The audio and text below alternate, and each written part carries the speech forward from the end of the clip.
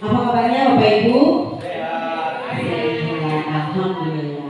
Nah, sekarang hari ini saya akan membawakan modul tentang materi tentang budaya positif. Sebelum kita mulai, kita explaining dulu ya Bapak Ibu ya. Cluenya ikuti kata saya. Jadi kalau saya bilang ayam bebek, Bapak Ibu bilang apa? Ayam bebek. Oke, kita mulai ya. Ayam bebek. Ayam bebek. Bebek ayam. Bebek ayam. Ayam bebek ayam. Ayam bebek ayam. Ayam ayam bebek bebek. Ayam ayam bebek bebek. Berapa jumlah bebek? 12. Betul, konsentrasi. Cluenya apa? Ikuti kata saya. Jadi kalau saya bilang berapa jumlah bebek? Iya betul. Oke, itu tangan untuk kita semua. Iya, kan cluenya ikuti kata saya.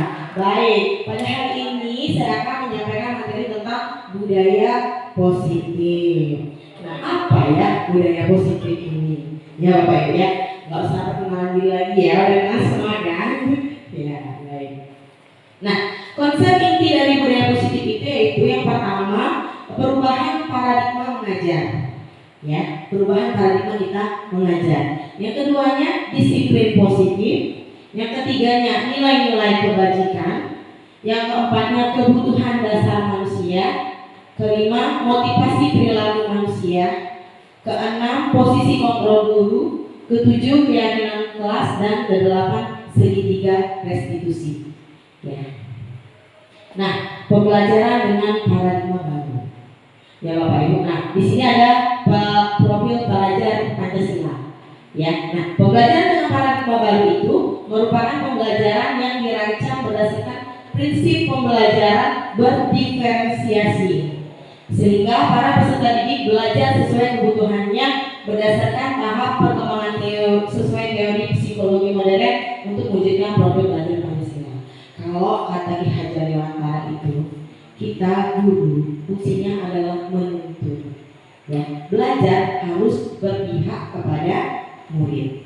Nah, apa saja profil Pancasila kita? Yang pertama itu beriman, bertakwa kepada Tuhan Yang Maha Esa dan berakhlak mulia. Ya, yang kedua berkebinekaan global. Yang ketiga bergotong royong. Keempat kreatif.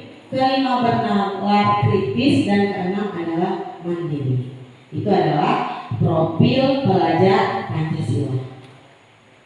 Nah, miskonsepsi tentang teori kontrol. Sekarang saya mau tanya sama Bapak Ibu. Bapak Ibu bisa nggak mengontrol orang lain? Bisa tidak? Tidak, ya betul sekali. Misal, ini ada Ibu Sri sama Ibu Repi. Nah, Ibu Sri sama Ibu Repi. Ibu Repi punya sesuatu di tangannya, digenggam. Ya, bisa nggak Ibu Sri mau nyuruh Repi membuka genggaman tangannya? Ya, dibujuk. Ya, dengan dibujuk. Nah, miskonsepsi tentang teori kontrolnya. Ilusi guru mengontrol murid. Ya, guru mengontrol murid. Nah, terus ilusinya bahwa kritik, apakah kritik dan kita membuat rasa bersalah itu mampu membuatkan karakter? Itu masih miskonsepsi tentang teori kontrol. Nah, ilusi bahwa orang dewasa berhak memaksa. Apakah orang dewasa berhak memaksa? Tidak. Masih miskonsepsi ternyata ya Bu. Dan ilusi yang terakhir bahwa semua penguatan positif efektif dan bermanfaat. Ya, kita lihat. Nah, mengubah paradigma stimulus respon ke pendekatan teori kontrol. Nah, stimulus responnya realitas atau kebutuhan kita sama. Sedangkan teori kontrolnya realitas atau kebutuhan kita berbeda. Sama atau berbeda kebutuhan kita? Iya, berbeda. Nah, yang kedua, semua orang melihat hal yang sama. Sedangkan teori kontrolnya setiap orang memiliki gambaran yang berbeda. Ya kan? Sama seperti cantik dan ganteng. Cantik dan ganteng adalah relatif, tergantung mata yang memandang. Nah, terus yang ketiga, kita mencoba mengubah orang agar berpandangan sama dengan kita. Kalau teori kontrolnya, kita berusaha memahami pandangan orang lain tentang dunia. Ya, itu adalah teori kontrolnya. Selanjutnya, perilaku buruk dilihat sebagai suatu kesalahan. Jadi orang menganggap bahwa perilaku buruk itu adalah suatu kesalahan. Kalau menurut teori kontrolnya, semua perilaku memiliki tujuan. Kita melakukan sesuatu pasti ada tujuannya. Ya Bapak Ibu? Iya. Tujuan kita mengajar apa? Iya, membuat anak. Iya, membuat anak menjadi pintar. Oke. Selanjutnya, orang lain bisa mengontrol saya. Kalau teori kontrolnya, hanya Anda yang bisa mengontrol diri Anda sendiri. Ya, jadi orang lain itu hanya bisa apa? Memberikan masukan. Ya, yang mengontrol diri kita sendiri adalah diri kita. Ya, terus saya bisa mengontrol orang lain seperti yang saya bilang tadi. Bisakah Ibu sendiri mengontrol Repi? Nah, teori kontrolnya adalah Anda tidak bisa mengontrol orang lain. Terus pemaksaan ada pada saat bujukan gagal. Kalau teori kontrolnya, kolaborasi dan konsensus menciptakan pilihan-pilihan baru. Dan yang terakhir, model berpikir menang atau kalah. Sedangkan di teori kontrol, model berpikir menang-menang. Ya, ini adalah mengubah paradigma stimulus respon ke pendekatan teori kontrol. Nah, disiplin positif. Ya. Menurut Bapak Ibu, apa itu disiplin? Apa itu disiplin? Datang pagi-pagi ke sekolah, gitu ya. Itu disiplin tidak? Hah? Ya, disiplin positif ini berasal dari kata disiplina yang artinya belajar. Disiplin mengacu pada disiplin diri yang memiliki tanggung jawab terhadap apa yang dilakukannya berdasarkan nilai-nilai yang diyakini. Jadi disiplin ini tergantung kita, apa sih nilai yang kita yakini. Bisa kita pergi ke sekolah pagi-pagi, apa tujuan kita? Menghargai diri kita sendiri kah? Atau untuk mendapatkan penghargaan dari atasan kita?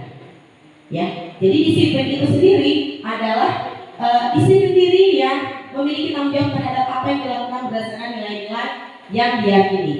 Nah, disiplin positif ini merupakan salah satu cara penerapan disiplin yang bertujuan untuk menumbuhkan kesadaran serta memberdayakan peserta didik tanpa imbalan penghargaan atau reward. Ya, jadi menciptakan disiplin tanpa imbalan penghargaan atau reward. Selama ini kita anak-anak disiplin karena apa? Karena ada hadiah, seperti itu. Nah, sekarang disiplin positif, mari kita menumbuhkan rasa tanggung jawab terhadap nilai-nilai yang diyakini. Nah, tidak hanya dari penghargaan tadi, disiplin juga bisa dari ancaman atau hukuman. Ya, lanjut. Sebagai pendidik, tujuan kita adalah menciptakan peserta didik yang memiliki disiplin diri sendiri sehingga mereka berperilaku mengacu kepada nilai-nilai kebajikan universal dan memiliki motivasi intrinsik dalam perubahan perilaku karya yang lebih baik. Jadi, kalau pemberian hadiah dan reward itu motivasinya dari mana? Intrinsik atau ekstrinsik? Iya, dari ekstrinsik. Nah, kita akan membuat murid memiliki sifat disiplin dari dalam dirinya sendiri atau yang kita sebut dengan motivasi intrinsik. Nah, nilai-nilai kebajikan. Nilai-nilai kebajikan ini nilai yang disepakati bersama. Jadi misal seperti ini problem Pancasilanya. Nilai kebajikannya beriman dan bertakwa kepada Tuhan Yang Maha Esa dan berakhlak mulia, berkebinekaan global, gotong royong, mandiri, kreatif dan bernalar. Ini contoh nilai kebajikan. Ya. Kalau menurut Ibonya, toleransi, rasa hormat, integritas, mandiri, menghargai, antusias, empati, keingintahuan, kreativitas, kerjasama, percaya diri dan komitmen. Itu merupakan nilai-nilai kebajikan. Kalau keterampilan hidupnya dapat dipercaya, lurus hatinya, pendengar yang aktif, tidak merendahkan orang lain, ya, dan memberikan yang terbaik dari dalam diri. Jadi pernah kita mendengar salah satu ini apa sih namanya? Majulah tanpa harus merendahkan orang lain, seperti itu ya. Itu merupakan nilai-nilai kebajikan. Nah, nilai-nilai kebajikan ini nilai yang kita sepakati bersama. Jadi bisa juga seperti nanti keyakinan kelasnya, seperti itu ya. Tadi buat keyakinan kelasnya. Nah, nilai kebajikan ini ya Bu, seperti keyakinan kelas itu saya sudah merasakan sendiri di sekolah saya. Jadi anak kelas 3 itu dulunya luar biasa hebatnya. Setiap hari membuat gaduh ya. Udah terkenal. Naik kelas 4 belajar sama saya. Awal pembelajaran kami buat kesepakatan kelas, keyakinan kelas. Dan sekarang alhamdulillah anaknya berubah. Yang Pak Sajid kalau kata Ibu Suri itu dijampi-jampi sama hubungan anaknya. Padahal enggak, karena ada keyakinan kelas atau nilai-nilai kebajikan yang kita tanamkan di dalam diri anak tersebut. Ya. Nah, kebutuhan dasar manusia. Nah, kebutuhan dasar manusia ini adalah segala sesuatu yang kita lakukan untuk mendapatkan apa yang kita inginkan. Jadi tadi ada tujuan dari apa yang kita lakukan, ya. Nah, seluruh tindakan yang kita lakukan memiliki tujuan tertentu dan semua usaha terbaik yang kita lakukan adalah dalam rangka agar kebutuhan dasar kita terpenuhi dengan baik. Ya, ada berapa kebutuhan dasar kita? Ya. Kebutuhan dasar kita ada kesenangan, ya, kasih sayang, seperti itu. Ya Bapak Ibu ya, kesenangan, kasih sayang. Apa lagi kira-kira? Kebutuhan dasar kita. Ya, perhatian. Semuanya adalah kebutuhan dasar. Nah, motivasi perilaku manusia. Ada yang motivasi ekstrinsik dan ada motivasi intrinsik. Ya, ekstrinsik ini tadi yang mana? Yang dari luar diri kita.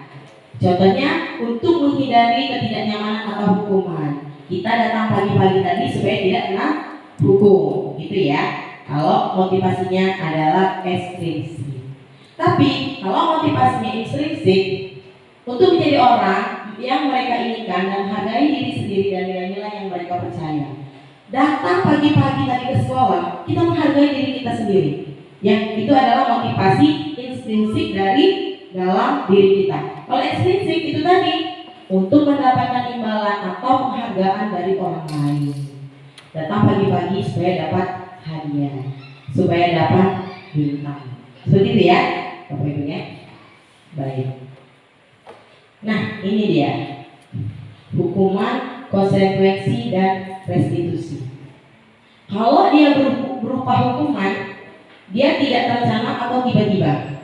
Ya, murid tidak tahu apa yang akan terjadi atau tidak dilibatkan. Bersifat satu arah, namanya hukuman. Bersifat satu arah. Berupa apa hukumannya? Bisa berupa hukuman fisik atau psikis. Contohnya, misal hukuman. Ini hukuman.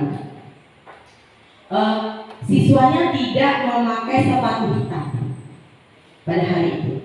Terus dia menghadap sama gurunya kan. Terus gurunya ngomong gini, karena kamu tidak memakai sepatu hitam, jadi sekarang kamu tidak boleh memakai sepatu di sekolah. Itu hukuman atau bukan? Ya Bu Sri? Hukuman? Iya, hukuman itu. Iya, karena dia bersifat satu arah. Dia tidak menanyakan dulu kenapa anak ini tadi tidak pakai sepatu hitam. Ya, anak melakukan sesuatu pasti ada alasannya, seperti yang tadi kita bilang. Kalau konsekuensi, dia terencana atau disepakati sesuai peraturan. Murid tetap dibuat tidak nyaman dan sikap guru selalu memonitor murid. Apa contoh konsekuensinya? Bisa seperti ini. Dia terlambat masuk pada jam pelajaran di kelasnya. Dan kemudian dia harus, misalnya dia terlambatnya 15 menit. Dia harus menambah 15 menit ke depan supaya terlambat istirahat. Itu hukuman atau konsekuensi? Ya? Nah, misal nih. Dia terlambat datang olahraga. Ya. guru olahraga. Dia terlambat datang olahraga. Nah, dia terlambat 15 menit. Dan dia harus menambah lari keliling putaran tadi, putaran lapangan 5 kali. Itu konsekuensi atau hukuman? Iya, kenapa dia disebut konsekuensi? Iya, jadi mungkin temannya sudah 5 keliling duluan, dia terlambat kan? Itu adalah konsekuensi. Konsekuensi tetap juga membuat murid tidak nyaman. Ya, tetap membuat murid tidak nyaman. Nah, kalau restitusi, proses menciptakan kondisi bagi murid untuk memperbaiki kesalahannya. Jadi dia diminta untuk memperbaiki kesalahannya. Ya, dan proses kolaboratif yang mengajarkan murid untuk mencari solusi sendiri. Jadi dia berkolaborasi dengan gurunya, mencari solusi bagaimana kesalahan ini tadi bisa diperbaiki. Seperti itu. Nah, 5 posisi kontrol guru. Coba Bapak Ibu sekarang saya mau tanya, di mana letak posisi kontrol kita sebagai guru sekarang? Penghukumkah, pembuat merasa bersalahkah, temankah, pemantaukah, atau manajer? Manajer, wah luar biasa. Kasih tepuk tangan dulu dong pemirsa kami ini. Sudah di posisi manajer, luar biasa sekali. Ya, iya. Ini 5 posisi kontrol guru: penghukum, pembuat merasa bersalah, teman, pemantau, dan manajer. Kita lihat. Nah, contoh penerapan 5 posisi kontrol guru. Kasusnya, siswa tidak memakai atribut lengkap saat upacara bendera. Ini adalah kasusnya. Nah, penghukum. Jadi sudah upacara yang tidak pakai perlengkapan atau atribut dipisah, gitu ya. Saya juga merasakan itu dulu ya, dipisah. Terus kenapa? Setelah itu, iya, hormat pada bendera selama 1 jam. Bahkan ada yang pingsan setelah hormat bendera. Iya nggak? Hari sudah panas, nggak pakai atribut lengkap. Kenalah dia hukuman hormat pada bendera selama 1 jam. Itu adalah di posisi penghukum. Kalau di posisi pembuat merasa bersalah, seperti ini ya. Berapa kali ibu atau bapak harus memberitahu kamu selalu saja mengecewakan bapak dan ibu. Ya, jadi anak merasa bersalah. Ya, misal contoh lain, kita anaknya tidak pada jam pelajaran dia tidak membuat tugas. Kita ngomong seperti ini, nak, sudah berapa kali kamu tidak membuat tugas? Ibu merasa kecewa sama kamu. Ya kan? Sering pasti kita ya. Mungkin dulu pernah kita melakukan hal seperti itu. Nah, itu menimbulkan rasa bersalah pada anak, membuat rasa bersalah. Ya. Terus. Nah, sebagai teman. Nah, terkadang kita dulu juga pernah memposisikan diri kita sebagai teman kepada murid kita. Contohnya nih, ayo dong ikuti aturan sekolah. Tolong bantu ibu. Tolong bantu ibu ya. Sekali ini. Ya sudah, tidak apa-apa. Lain kali jangan sampai berbuat seperti ini lagi. Ini posisi teman. Ya. Jadi ini adalah posisi teman. Kalau dia pemantau, kamu sudah melanggar peraturan sekolah. Kamu tahu konsekuensinya. Setelah upacara, kamu beli atributnya ke koperasi dan jangan diulang lagi. Itu adalah posisi pemantau. Mungkin secara tidak disengaja pernahlah kita berada di posisi ini. Semuanya. Iya, semuanya. Betul sekali, Bu. Semuanya. Nah, kalau kita mana posisi manajernya? Posisi manajernya hilang. Ya, kalau jadi posisi manajer ya Bu ya. Karena itu tidak ada, jadi saya jelaskan kemana lah posisi manajernya tadi. Kalau dia posisi manajer, kita tanya dulu, apa yang kamu lakukan tadi? Bisa dia bilang, saya tidak memakai atribut Bu. Iya. Salah tidak? Salah. Iya. Betul, ibu juga pernah melakukan kesalahan. Tapi kamu pasti punya alasan. Kenapa kamu tidak memakai atribut? Seperti itu kan? Jadi anak itu ngomong, bisa nanti ngomong gini. Oh iya Bu, tadi pagi saya kesiangan. Jadi saya lupa membawa atribut sekolah. Ya, ya, kesalahan itu biasa. Karena kita adalah manusia yang tidak sempurna. Semua pasti pernah melakukan kesalahan. Kita tanya kepada anak kita, jadi bagaimana solusinya supaya lain kali tidak membawa atribut? Anak kan nanti berpikir, oh iya Bu, berarti malamnya saya harus memasukkan dulu topi dasnya, misal begitu ya, memasukkan dulu topi dasnya ke tas. Jadi besok sewaktu sekolah saya langsung membawanya di dalam tas saya. Nah seperti itu kan. Posisi manajer adalah posisi yang paling baik, ya.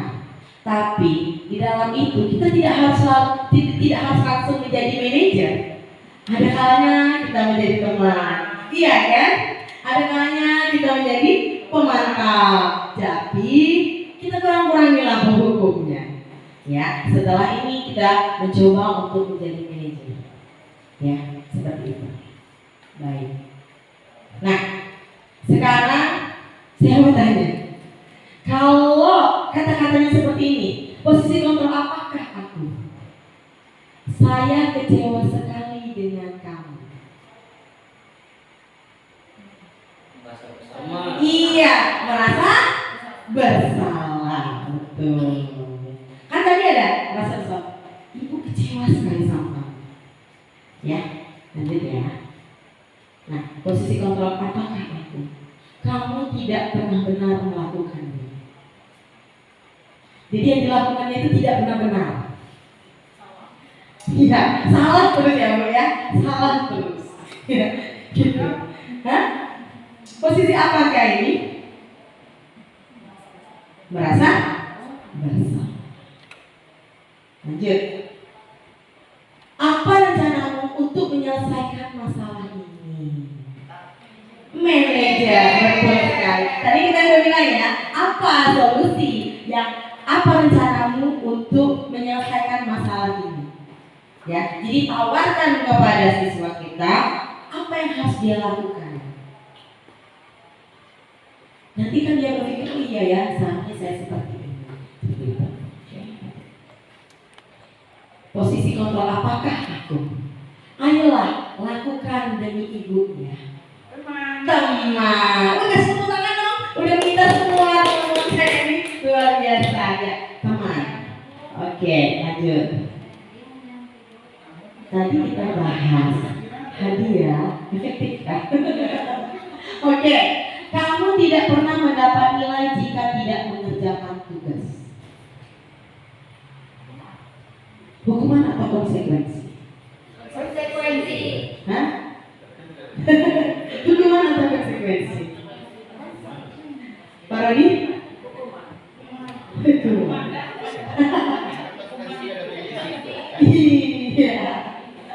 Iya, kita lanjut.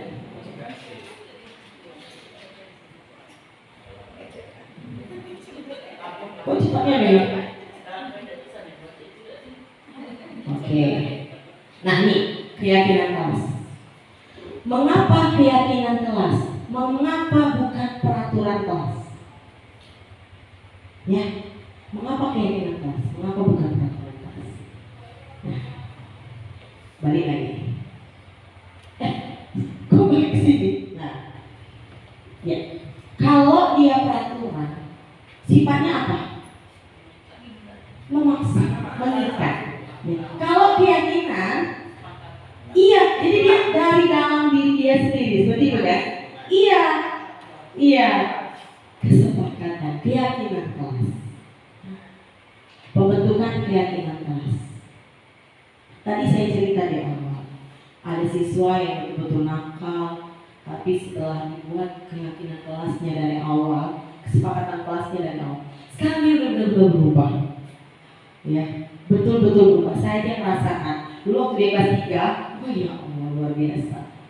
Saya sudah menerapkan ini dan saya ngomong di sini karena sudah terbukti. Ya Pak Samsi, anaknya luar biasa sekali. Ya, so di teman-teman saya sekarang dia udah luar biasa. Udah berubah karena kita menerapkan keyakinan kelas. keyakinan kelas ini, keyakinan kelas bersifat abstrak, berupa pernyataan universal, dibuat dalam pernyataan positif. Misalnya seperti ini. Apa sih nilai yang harus kita peraturan? Misalnya kita awalnya kita buat peraturan ini. Nah kira-kira apa ya yang harus kita ini? Oh ya Bu katanya tidak boleh terlambat. Ya, kalau tidak boleh terlambat, kata-katanya masih positif, sudah positif atau masih negatif? Iya negatif. Positifnya seperti apa? Datang tepat waktu. Nah itu adalah positifnya. Nah, misal tidak boleh mengganggu teman. Masih positif atau negatif dia? Negatif. Positifnya apa kira-kira? Saling menyayangi, saling menghargai. Ya. Nah, nanti bisa kita buat. Nah, keyakinan itu contohnya ya. Jadi kita buat dulu apa yang harus kita lakukan seperti itu. Misal tadi tidak boleh terlambat, tidak boleh tidak mengumpulkan kelas. Dari kata tidak boleh itu, kata-kata negatif itu kita rubah menjadi kata positif. Baru kita ambil nilai-nilai kebajikannya. Seperti misalnya nilai kebajikannya apa ya? Bekerja sama, gotong royong, tadi saling menghargai, saling menghormati, datang tepat waktu. Ya, oke. Nah, sedikit saja agar mudah diingat. Jadi kalau keyakinan kelasnya sedikit tapi mudah diingat oleh anak, itu lebih berfaedah ketimbang panjang sekali. Ya, udah kayak apa? Panjang sekali peraturan. Kalau kata anak-anak saya itu, peraturan itu dibuat untuk dilanggar. Iya kan Pak ya? Gitu kan. Tapi kalau keyakinan kelas, dia yakin dari diri dia sendiri, dari dalam diri dia sendiri, maka dia akan berubah secara perlahan. Ya, tugas kita menuntun sesuatu. Nah, sesuai dengan kondisi kelas dan sekolah sehingga mudah diterapkan. Ya kita sesuaikan dengan kondisi kelas atau sekolah kita. Bagaimana kondisi kita nih? Kondisi pastinya kita di desa beda sekali dengan di kota. Ya Bapak Ibu ya, jelas bedanya jelas. Nah, semua warga sekolah atau warga kelas dilibatkan saat membuat keyakinan kelas. Jadi semuanya dilibatkan. Kita sepakati bersama. Bukan ibu yang membuat, ya. Jadi kita buat bersama-sama, disepakati bersama. Nah, ini adalah segitiga restitusi. Mati lampu. Habis baterai. Oh ya, ya. Segitiga restitusi. Nah, segitiga restitusi ini suatu proses dialog yang dijalankan oleh guru agar dapat menghasilkan murid yang mandiri dan bertanggung jawab. Ada 3 tahap dari segitiga restitusi ini tadi. Ada 3 tahap segitiga restitusi. Di depan Pak. Nah, tahap pertamanya yaitu menanyakan keyakinan. Kita tanyakan dulu keyakinan. Tahap yang kedua, menstabilkan identitas.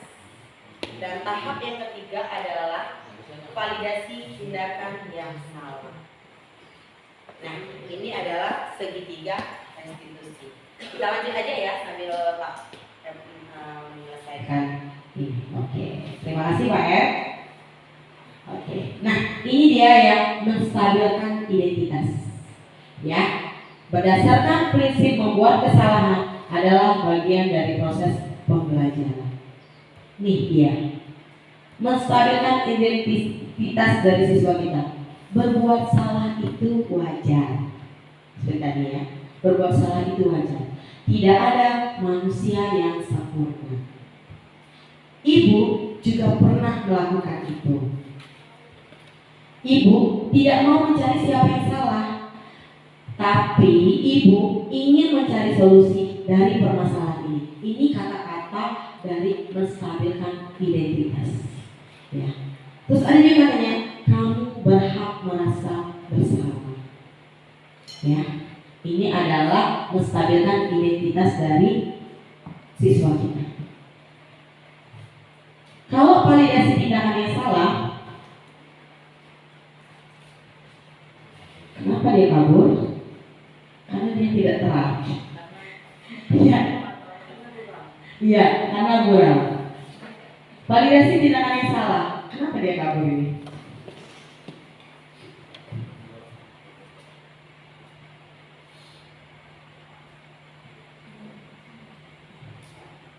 Ya. Gitu ya, oke? Iya. Ini dia validasi tindakan yang salah. Saya kesini. Oh iya. Nah, ada kata-katanya. Kita nanti nonton video aja ya. Nanti ada videonya. Saya lanjutkan. Menanyakan keyakinan. Jadi setelah tadi kan sudah divalidasi kan ya, sudah bilang ibu tidak mencari solusi. Ibu tidak mencari siapa yang salah. Ibu ingin kamu mencari solusi dari permasalahan ini. Terus menanyakan keyakinan. Apa keyakinan kelas kita? Misal dia mengganggu orang lain atau gitu ya, dia tidak menghargai orang lain. Keyakinan kelasnya apa? Tidak saling menghargai, saling menghormati. Terus nilai-nilai apa yang telah disepakati bersama? Seperti apa gambaran sebuah kelas yang ideal menurut kamu? Itu kata-katanya. Kamu ingin menjadi orang yang seperti apa? Ya, seperti itu di menanyakan keyakinan. Nah, ini contoh penerapan segitiga restitusi. Enggak ada suara ya? Suaranya volumenya? Ih, pakai. Ih, jangan.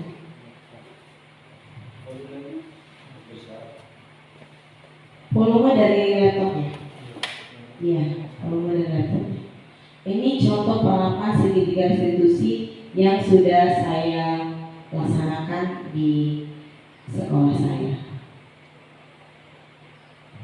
Jadi saya ceritakan aja kalau suaranya nggak dengar. Jadi siswa ini dia terlambat masuk ke sekolah setelah jam istirahat. Ya, dia terlambat masuk sekolah setelah jam istirahat. Saya tanya, kenapa dia bisa terlambat? Saya panggil, kenapa dia bisa terlambat? Jawabannya, karena saya waktu istirahat bermain dulu sama teman-teman. Jadi dia jajannya terlambat. Seperti itu. Nah, saya bilang terus, oh iya, memang bermain dengan teman-teman itu adalah sesuatu hal yang menyenangkan. Ibu juga suka bermain bersama teman-teman. Ya, terus kita tawarkan, apa sebenarnya ini? Bagaimana supaya kamu tetap bisa bermain, tetapi juga bisa masuk kelas dengan cepat atau tidak terlambat? Dia bilang seperti ini, saya akan mencoba Bu. Saya akan mencoba cepat untuk bermain dan makan minumnya sehingga dia cepat masuk ke kelas lagi untuk mengikuti pelajaran yang ada di dalam kelas. Jadi dia sendirian mencari solusi dari kesalahan yang telah dia buat. Itu adalah di posisi manajer tadi. Ada suara ya, sayang sekali ya. Padahal saya udah luar biasa buat program disiplin positif. Hendaknya guru memiliki standar kepribadian profesional dan sosial yang baik, di mana guru mampu merefleksikan dirinya dalam posisi kontrol saat ini. Bagaimana perjalanan dirinya sebagai amung atau manajer yang menuntun murid-muridnya menjadi insan yang mandiri, merdeka, dan bertanggung jawab sesuai dengan standar nasional pendidikan. Jadi kita sebagai guru harus memiliki standar kepribadian guru. Ya Bapak Ibu ya. Mungkin itu yang bisa saya sampaikan pada hari ini. Ada yang mau bertanya atau ada yang mau menyampaikan pendapat dan lainnya? Cukup? Ya, kalau tidak saya akhiri. Wabillahi taufiq wal hidayah. Wassalamualaikum warahmatullahi wabarakatuh.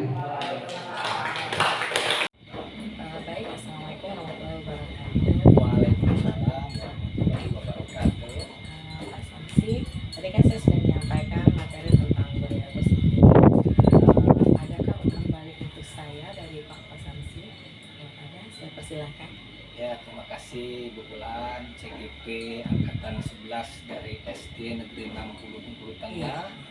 Tadi pemaparannya sangat bagus sekali, dan tadi ada video menayangkan tentang keyakinan kelas yang disampaikan oleh siswa. Jadi sungguh bagus sekali tadi penyampaiannya. Ya. Meskipun videonya nggak ada suara dari Ya, Bapak. tapi sudah jelas karena Ibu memaparkan tadi itu adalah sudah inti dari video tadi. Iya. Jadi pada intinya ya, supaya anak itu mentaati peraturan yang ada di sekolah. Kalau selama ini kita buat jadwal aja, mungkin jadwal itu ya namanya peraturan seperti yang Ibu sampaikan tadi. Peraturan itu perlu dilanggar. Iya, betul Ya, sekali. gitu kan? Jadi kalau keyakinan kelas itu memang dari hati nurani siswa itu sendiri dalam membuat keyakinan itu, wah, ini sudah sesuai dengan keyakinan saya.